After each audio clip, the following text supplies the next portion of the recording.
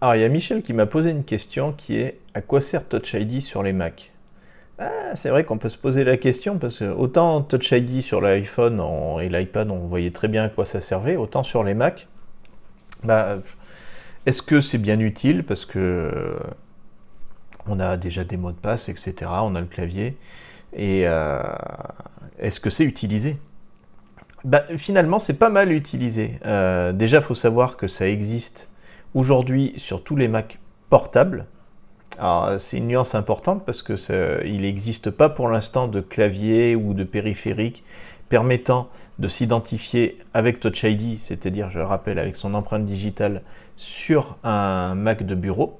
En revanche, tous les MacBooks, que ce soit les MacBook Air récents ou les MacBook Pro, intègrent aujourd'hui un bouton Touch ID qui est situé tout en haut à droite des claviers et sur lequel il suffit de faire effleurer. En général, on met son index droit pendant une microseconde et on va en avoir tout un tas d'usages. Alors moi, je l'utilise déjà en tout premier lieu pour me connecter instantanément à mon Mac et ça marche super bien. Donc, hormis la première fois quand on lance le Mac, on n'est pas obligé de le lancer tous les jours, où là on est obligé de taper son mot de passe, toutes les autres fois, tac, un simple appui sur ce bouton Touch ID et on est connecté.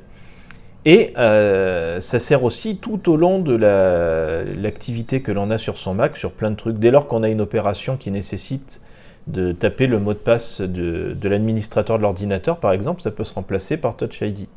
Et ça, c'est super pratique, ça fait gagner vachement de temps. Et il y a aussi un autre usage qui va commencer à se démocratiser, c'est le fait d'utiliser ce bouton-là pour s'identifier sur Internet. Alors, ça existe encore de manière embryonnaire, un petit peu sur Safari quand on fait des paiements sur des sites qui acceptent Apple Pay. Il n'y en a pas des tonnes, mais si tu fais un achat sur l'Apple Store, ça peut être sympa de payer comme ça. Mais ça nécessite d'avoir Apple Pay, en plus d'avoir un Mac avec Touch ID, ça commence à faire pas mal. Et il y a un nouveau système à venir chez Apple qui permettra de s'authentifier sur n'importe quel site qui gère cette techno avec un identifiant Apple et avec Touch ID.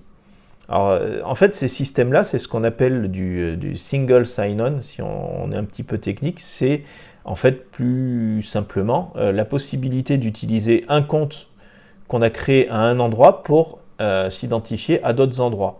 Ça, c'est le genre de truc que tu utilises tous les jours si tu te connectes avec ton compte Facebook ou ton compte Google sur des sites qui permettent ça.